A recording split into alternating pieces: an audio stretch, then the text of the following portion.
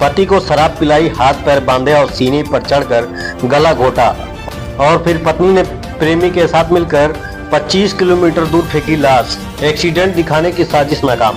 आपको बता दें, उत्तर प्रदेश के महाराजगंज जनपद में एक दिल दहला देने वाली घटना सामने आई, जिसमें पत्नी ने प्रेमी के साथ मिलकर पति के मौत को घात उतार दिया। पति का जुर्म सिर्फ इतना ही था कि उसने पत्नी के प्रेम प्रसंग को जानने के बाद उससे वाद विवाद किया। इसके बाद मानो पत्नी का साथ छोड़ना आसान हो गया। वह अपने बेटे को साथ में लेकर पति से अलग हो गई और महाराजगंज में एक किराए के मकान में अपने प्रेमी के साथ खुलेआम रहने लगी।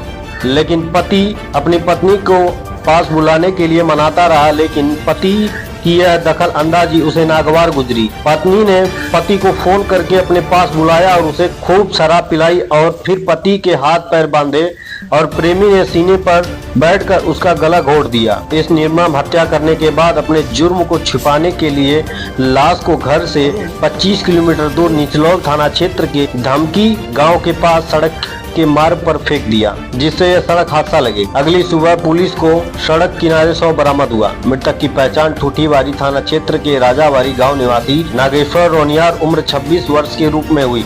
पिता की सूचना पर पुलिस ने जब जांच किया तो मामले का राज का पर्दाफाश हो गया। पुलिस ने संगीन धाराओं में मृतक की पत्नी और उसके प्रेमी के खिलाफ केस दर्ज कर गिरफ्तार कर लिया। मृतक के शव को पोस्टमार्टम कराया और साथ ही पुलिस पूछताछ में आरोपियों ने जो बताया वो बेहद चौंकाने वाला था। देखें पूरी खबर। उसको रूम पे बुलाए थे और दारू पिला करके सुला दिए थे। दारू पी के जब सो गया था तो हम उसके पैर बांध दिए थे और ये इनका गला घोट के मार रहे थे। उसके बाद हम थोड़ा रोए भी थे, बेहोश भी हो गए थे। तो ये हमको होश में लाने समझाया। उसके बाद उसी के बाइक से इस रास्ते से ले जा करके निचलोल के आगे रोड पे धर दिए उसको। घटना वाले दिन फ़ोन करके बुलाई, उसके बाद उसको शराब पिलाकर और उसको सुला दिए, फिर उसके बाद उसका गला दबाकर मार दिए। क्यों ऐसा किया? हम लोग को बहुत टॉर्चर करता था, हमारे घर वालों को भी टॉर्चर करता था, मारने के लिए धमकी देता था।